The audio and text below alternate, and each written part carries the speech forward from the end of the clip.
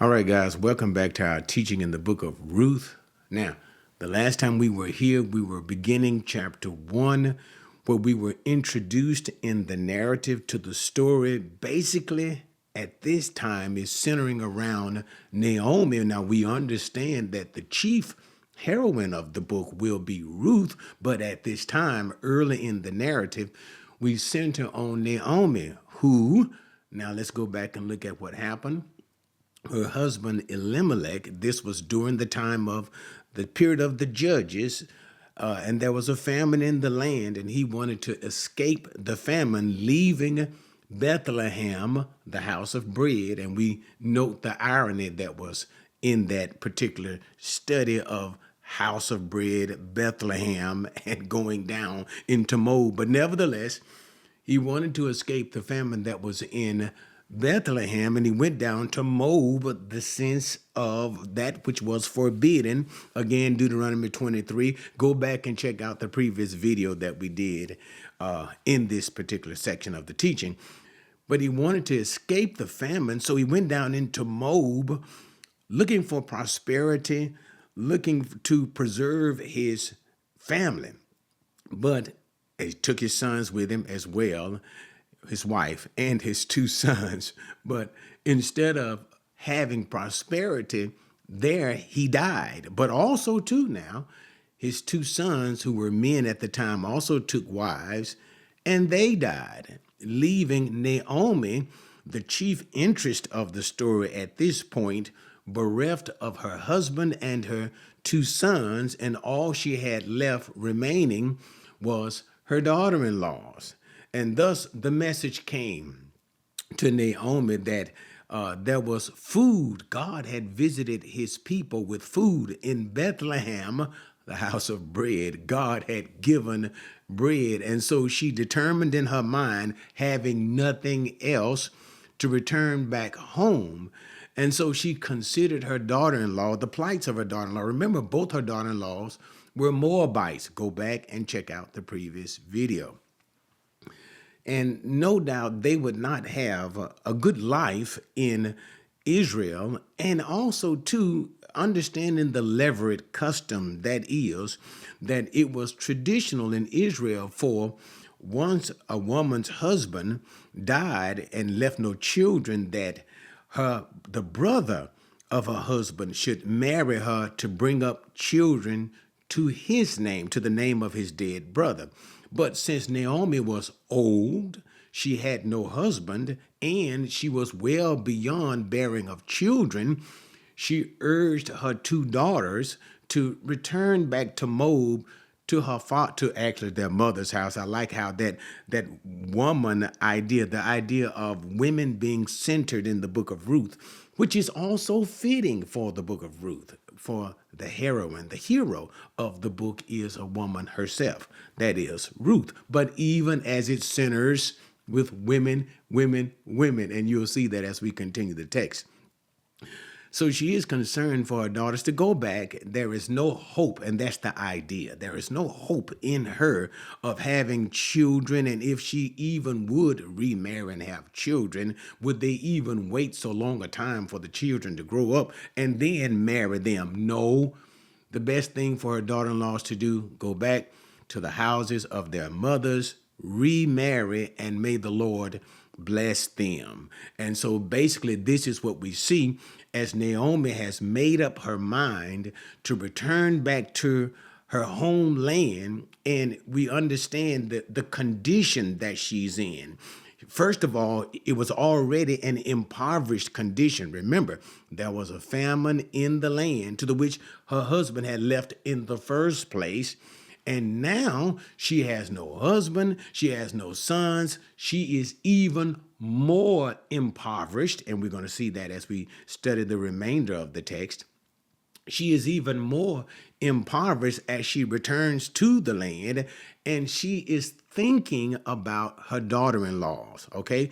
And so thus she urges them, go back, for within her, that is, the hope of having children, and her daughter-in-laws to have husband. Remember, at this particular time, women depended upon their husbands to provide for them.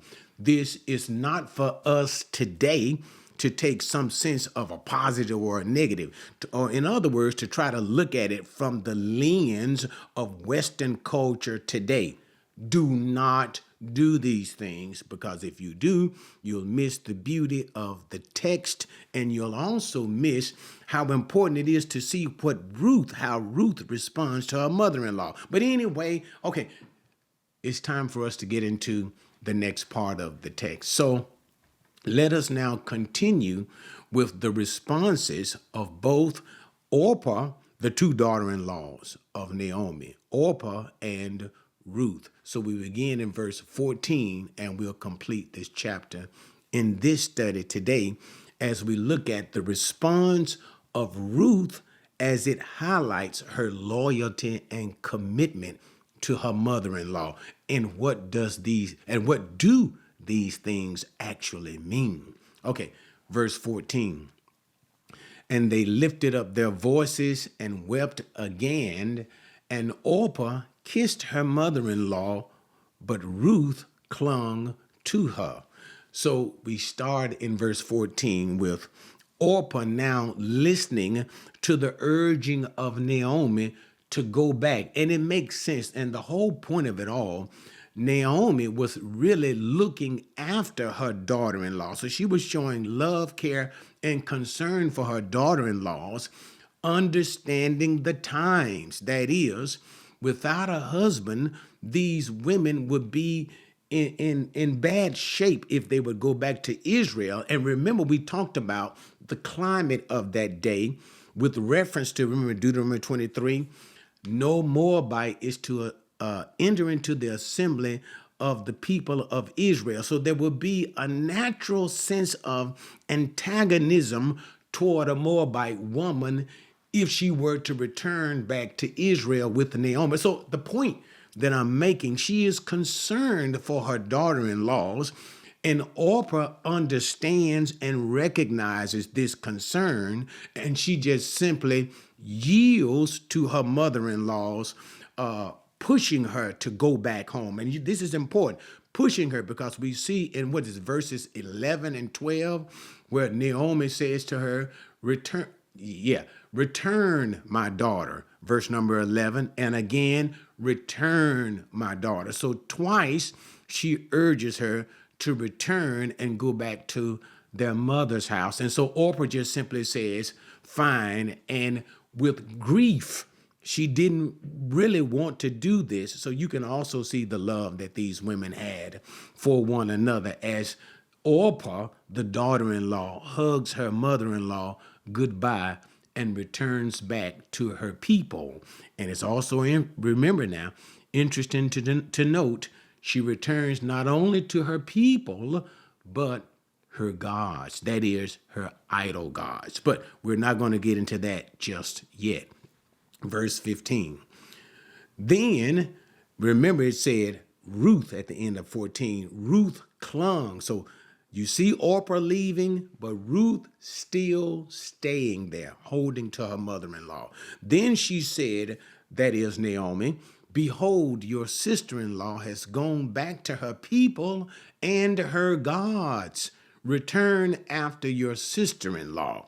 And so now Naomi focuses her attention to Ruth, her only remaining daughter-in-law, and says for her, see the example of her sister-in-law, Orpah. She's gone back to her people and her gods. And this is where the sense of her gods, remember now, because we're going to see a play as it deals with the loyalty, as it deals with Ruth voluntarily cutting herself off from her peoples. And when we think about her peoples, that means even her family, her peoples, as well as the gods of her people, because remember, idol gods were associated with the people, and the idol god here, I believe, was Chemosh. But that's not important. The point that is important to see is Naomi is imploring her, follow the example of your sister-in-law and go back home my dear daughter-in-law, because there is no hope in you following after me. So go back to your people, go back to your gods. And now in verses 16 and 17, we have one of the most beautiful responses of loyalty, commitment, and even, I want to say, resignation, but I don't use resignation in the negative sense, but resignation in the sense of having a made up mind. So we'll see loyalty of Ruth to Naomi, her commitment to Naomi, as well as her resigning to the gods of Naomi, to the people and the gods of Naomi. So let's look at those verses and we'll talk about that. But Ruth said, "Do not urge me to leave you or to turn back from following you. For where you go, I will go, and where you lodge, I will lodge. Your people shall be my people, and your God my God. Where you die, I will die, and there I will be buried. Thus may the Lord do to me, and worse, if anything but death parts you and me." Never, even in my recollection, in all of Scripture, have I ever read such a statement of loyalty, commitment, uncompromising loyalty that one person has for another. And even as we look at these words, we're going to look at it. What does it say to us about commitment? And what does it say to us about loyalty? What does it say to us about a true friend when you have a friend that is truly committed to you? Or even what does it say to us about being a friend or being truly committed to another individual through thick and thin? Why do I say through thick and thin? Let's look at the text and investigate so you'll understand the true gravity of what Ruth was actually saying to Naomi. But remember the background of the situation. Naomi and the old woman get with nothing, having nothing, basically in a hopeless condition, in a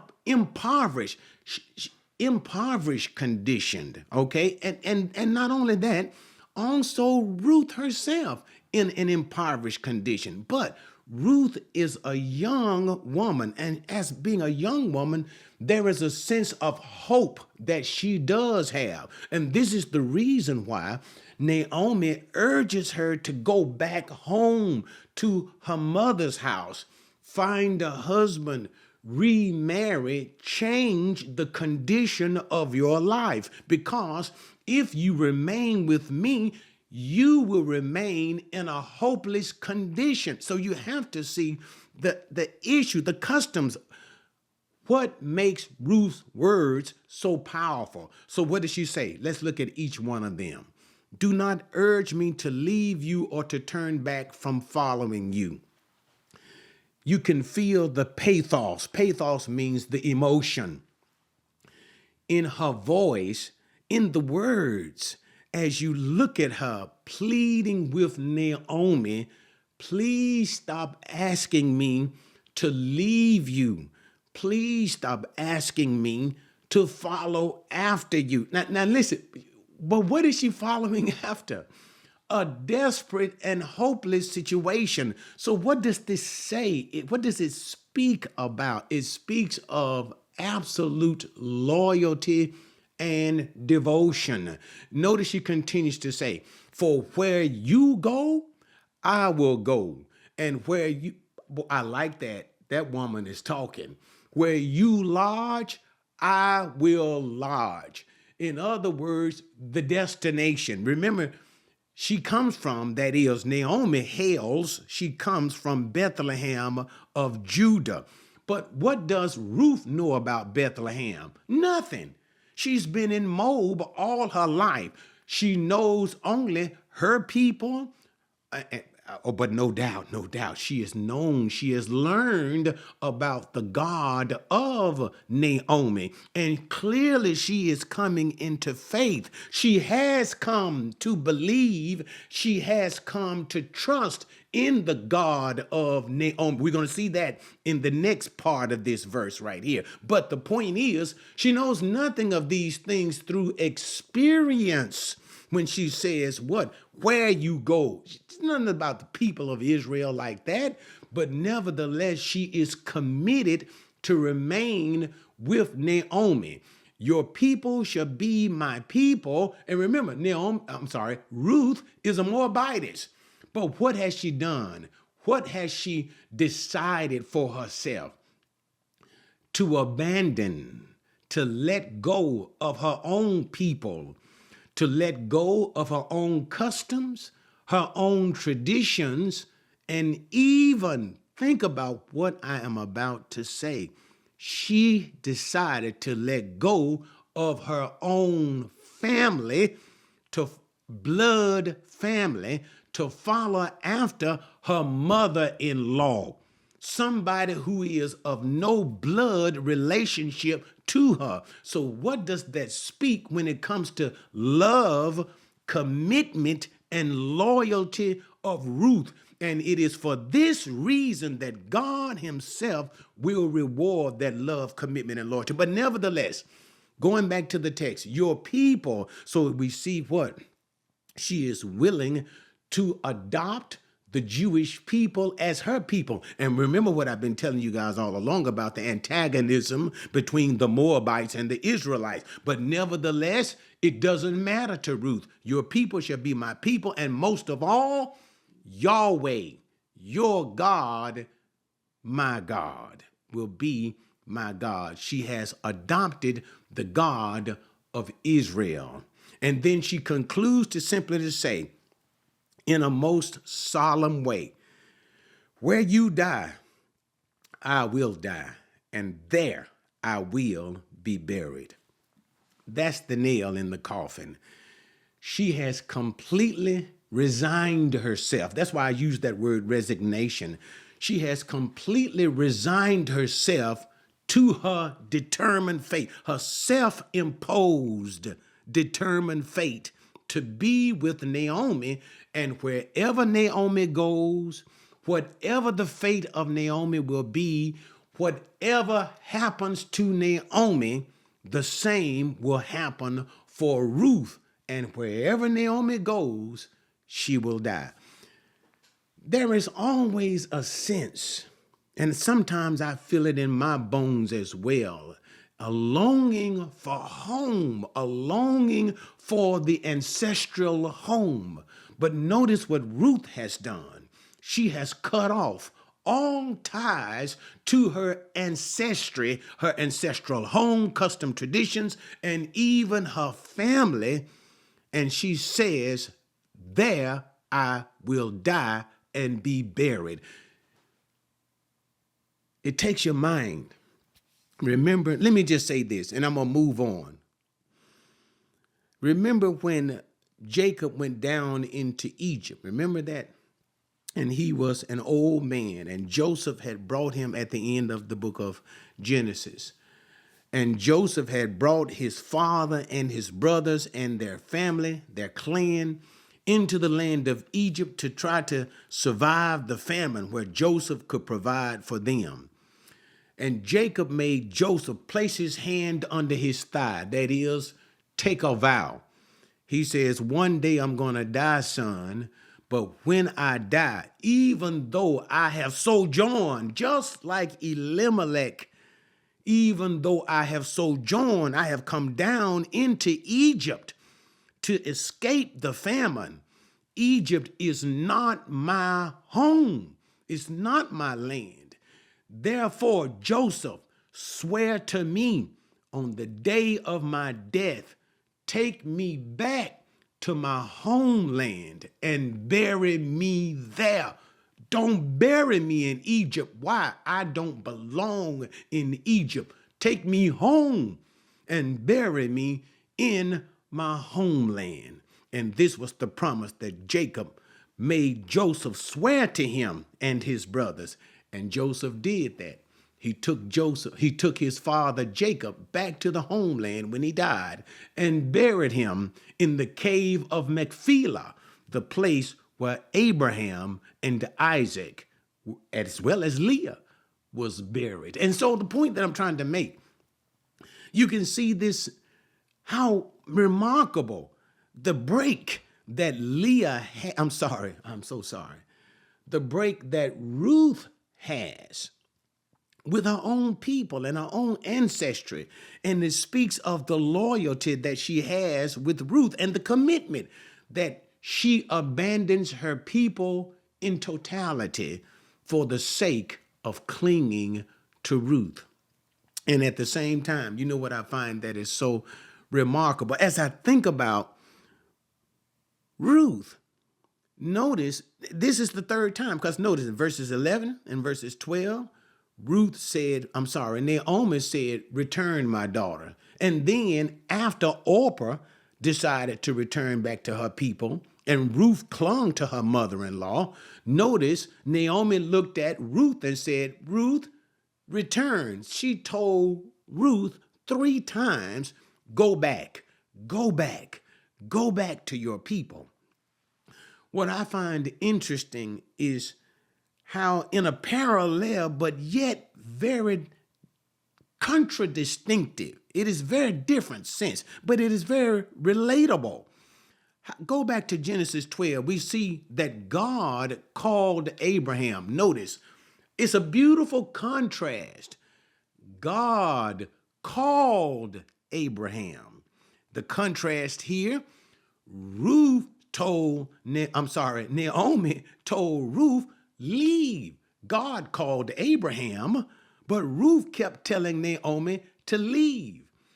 Again, and God made promises to Abraham, your seed, the promised seed that you will have in your family, all of the families, in your seed, all of the families of the earth will be blessed. So Abraham had a promise, but notice again, look at Ruth. There was no promise of a blessing. All Ruth had was the looking forward to poverty. She was going with Naomi. Okay, here's the point. Let me bring out this picture since we're right here. Ruth had resigned herself. Remember, Naomi is an old woman and Ruth is virtually a young woman of marriageable age. She can still marry, have a life, and have some sense of, I don't want to use the word success, but of comfort and provision. Let's look at the promise where Abraham had a promise of greatness. Look at what Ruth had. Nothing but a promise, a hope of poverty. Naomi was old, no hope in her, no sons. Ruth, if she went with Naomi, she had made up her mind, well, I guess I'll forever be unmarried. I will never again have a husband. You got to think about what I'm saying. I'll never have a husband. I'll never have children. I'll probably always be poor for the rest of my life if I stay with Naomi. That's the reality of the situation. And notice the vow that Ruth made to this reality. Please don't stop me from following after you. Wherever you go, I'm gonna go. Wherever you stay, I'm gonna stay. Your people be my people. Your God be my God. Where you die, I'm gonna die. I'm gonna be buried. That is absolutely amazing. Having nothing to look forward to but a life of hardships. She purposely, intentionally chose a life of hardship. And can you imagine? Let's go into the reality. The loneliness. Usually people get married, husband. And she has resigned herself. And the question is why? Why has Ruth done this? For the sake of one woman. her mother-in-law. I'm I'm sorry. It is unbelievable. Unbelievable. She gave up the rest of her life for somebody else. What a magnificent. But anyway, let's continue with the text. And then she sealed it because notice, even in her pleading with her mother-in-law, you can clearly tell she is making a vow. And notice she even swears by the God of Naomi. Thus may the Lord Yahweh do to me and worse. You see where it says and worse, actually in the Hebrew it means and to add even more to my affliction. And worse, if anything but death separates parts you and me. So she makes a covenant with Naomi, a covenant of commitment and loyalty to remain with Naomi in the name of Naomi's God. That is absolutely amazing. And in this, we can see how this would move the heart of God to reward Ruth. Because remember, the whole end of the book is about setting Ruth in the line of the Messiah. Ruth married Boaz, Obed, Jesse, King David, Jesus, son of David. How God rewards such loyalty. Let's finish. When she saw, verse number 18, that she was determined to go with her, she said no more to her. So in other words, Naomi saw that Ruth was determined to go, so she said, and then she sealed it with an oath. No need of trying to argue any further. So they both went until they came to Bethlehem. And when they had come to Bethlehem, all the city was stirred because of them. And the women said, "Is this Naomi?" Let's finish it. She said to them, "Do not call me Naomi, call me Mara, for the Almighty has dealt very bitterly with me." Now let's stop. So finally they continued on to Bethlehem, and arriving there, notice when they came, notice how the narrator keeps the emphasis on the women, and the women of the city said to Naomi. So you can see how it keeps the hero of this in mind, of the whole book in mind. The hero is the woman, whether Naomi, even though Naomi is stricken in a sense of heartache and a little bit of bitterness. You can see that because she even says to call her bitter. But nevertheless, she is still a hero. She has faith in God still. She blames God. We're going to talk about that. For the situation. And the beautiful thing about the text does not state whether she is right or wrong to blame God. The text just simply lets us know how Naomi is feeling. In her hurt, she blames God. And there is a sense of bitterness, but at the same time, she still has faith. You see, we can go through the pain and the hardships, but nevertheless, we won't let go of God. You can kind of see the same thing in Job. As he suffered all of the pain and the sicknesses that he went through and the indignity of his friends with their false accusation, but still he did not let go of God. But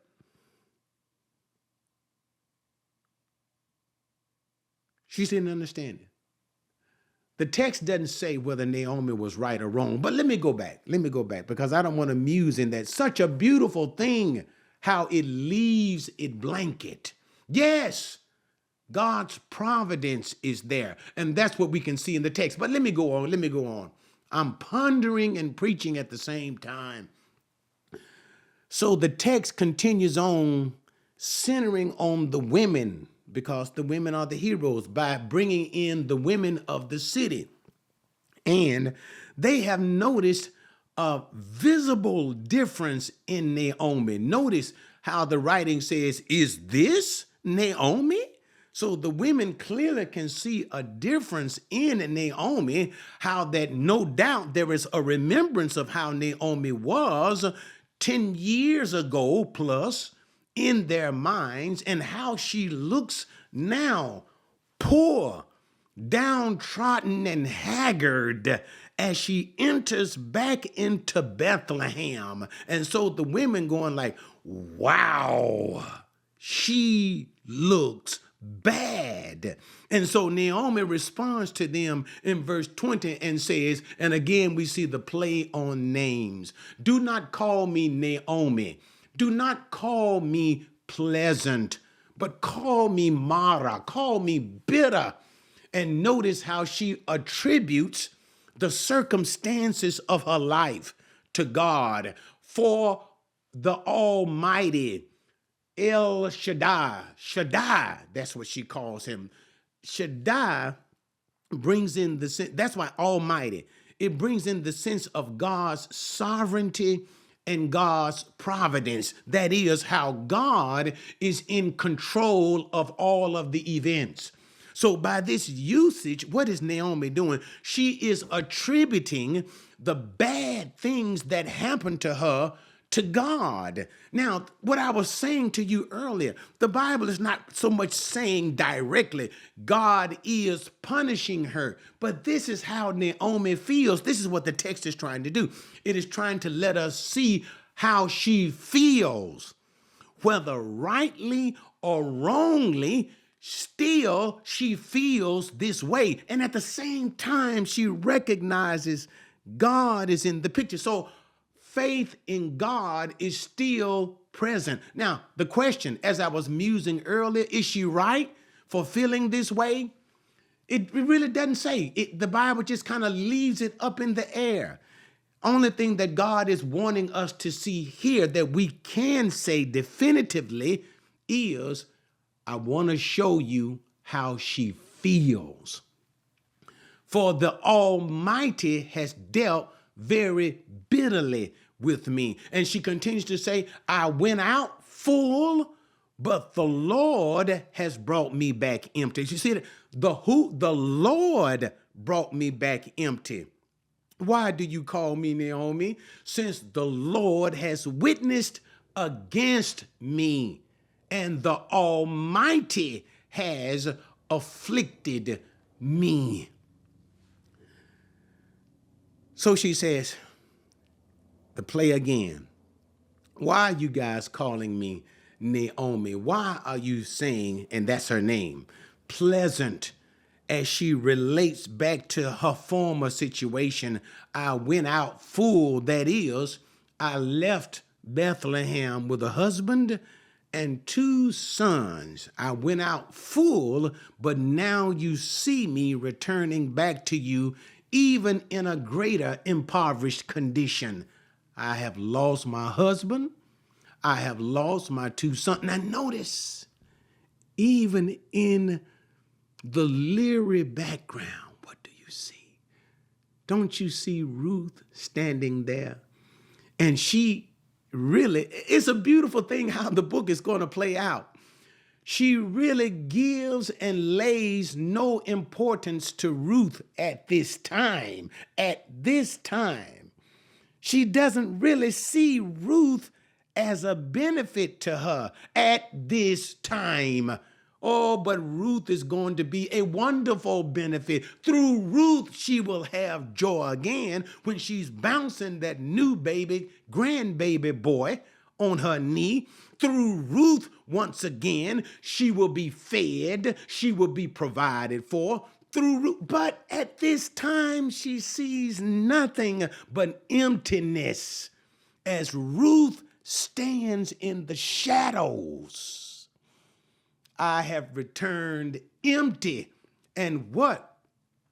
The Lord has witnessed against me. So she see all the calamity that has come upon her as by the hand of God, almost in a sense. The feel of it is like in a sense of punishment. The Lord has witnessed against me, and what?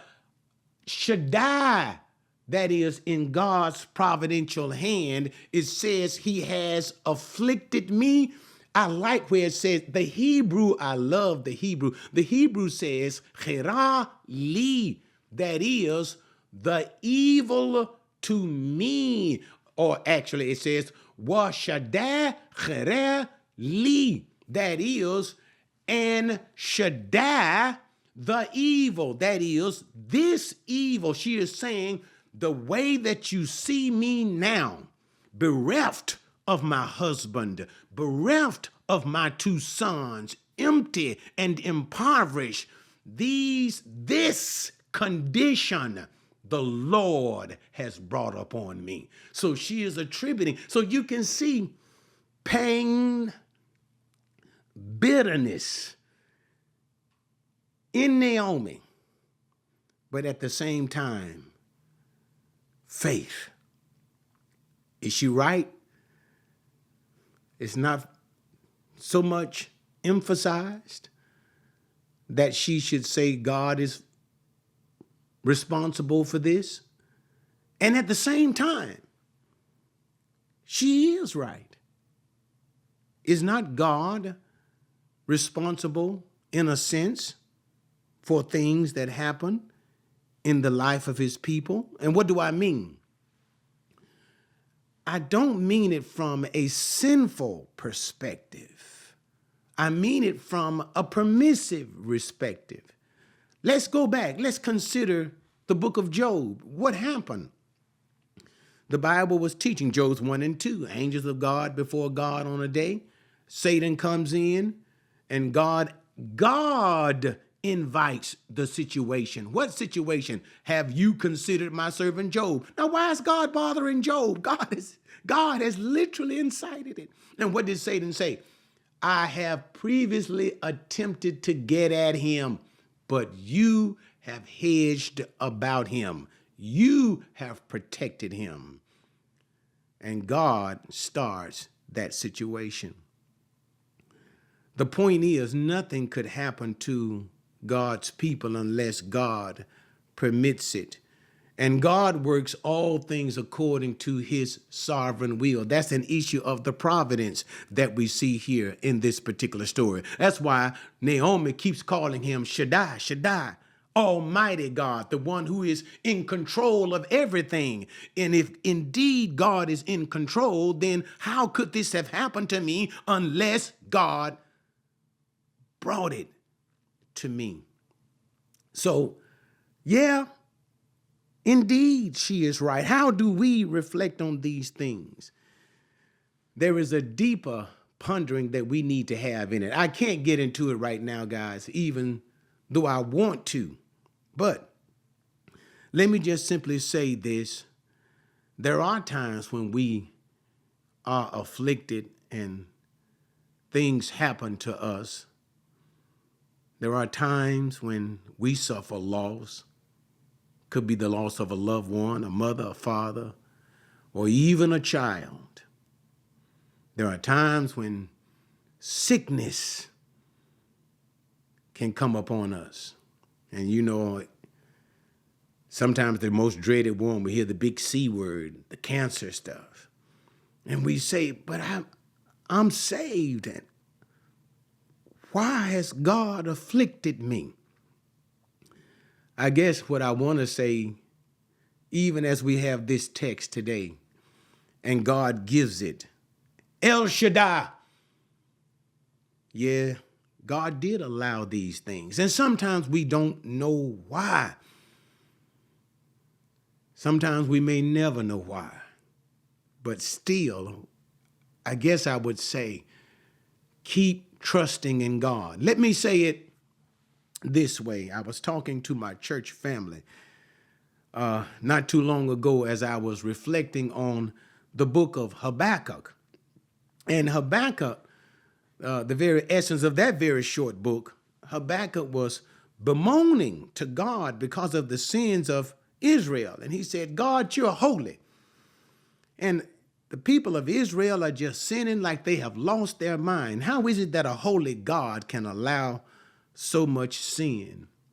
And God said to Habakkuk, yeah, I'm aware of their sins, and I'm not just simply allowing it. I have prepared a judgment for my people, and that judgment will come in the form of the Babylonians. And when God revealed this to Habakkuk, Habakkuk was shocked, and he said, oh my God, Lord, these people, the Babylonians, are even more wicked than we are. How can you let a people like that judge us? And in that, there was no response from God in that. After that, there was no response. God just simply said, the judgment will come. But nevertheless, even though Habakkuk did not understand the wherewithal and the whereafter, he said these words, if there be no fruit on the vine, if there is nothing left in the barns, if I don't understand it, and if it seems like we have nothing left, yet will I hope in God. And this is the word that I leave for you. Even when you don't understand it and you don't understand the things that have befallen you, you have to be like Naomi. Even when you're hurt and you're angry and you're feeling bitter, God knows and he understands. Don't abandon God. Stay with God. He'll make everything all right. And when I say all right, I don't mean he's going to make the ending happy. He'll hold you and he'll keep you. Okay, enough of that. Let's finish it. So what happens the end? So Naomi returned, and with her Ruth the Moabitess, her daughter-in-law, who returned from the land of Moab, and they came to Bethlehem at the beginning of barley harvest. So coming back into the town, being greeted by the women, they come back, and it is the season of the barley harvest. And it is the time when God has provided for the land and the crops have grown, and it is time for the harvest. Sounds like around March, April time. A festive time as well, a productive time as well. So what does it speak of? It whispers of hope. It whispers of hope, because you got to remember, take the story from the very beginning. Elimelech, the husband of Naomi, left because there was what? A famine in the land. Even though Naomi returns in the condition that she returns in, notice what is now in the land. Food. God has provided. And there seems to speak of the hope. What? Naomi and God and Ruth. God will provide for you too. And can I even say, and God will provide for you, my listeners. He'll provide for you too. All right. So what happened? So we find that as we wrap this part up, Naomi is now returning back to the land of Bethlehem. She urges her daughter-in-laws to return. One of her daughter-in-laws, Orpah, returns back to her people, but Ruth does not return. And she makes a vow to remain with Naomi through thick and thin. We need to remember what that implies, the situation of that day, the customs of that day, how that Ruth has resigned herself even to being impoverished, to loneliness. What did Naomi say? I have no husband. So most likely Ruth is saying, I won't have one either. Ruth has no children, so most likely she will never have children. And Ruth is not an old woman, but nevertheless, she has absolutely committed herself in the name of Naomi's God to Naomi. And Naomi gives up trying to tell her, But at this time, Naomi really does not appreciate what she has in Ruth, her daughter-in-law. That appreciation will develop in chapters 2 and their following. But so they enter into the town, and when the women of the town see Naomi once again, they are shocked at how haggard she looks. And they greet her, "Hey, Naomi." And they say, "Wow, what has happened?" Naomi responds, and she lets them know that God, in her opinion, has dealt very grievously and brought this awful situation to her, and says that don't call her Naomi pleasant, but call her Mara, bitter. For Almighty God has brought these things about in my life. And the reason why I'm in this shape is because God has done this to me. But nevertheless, they coming on into Bethlehem, and it is during the time of the barley harvest, for the time where God has visited his people. All right.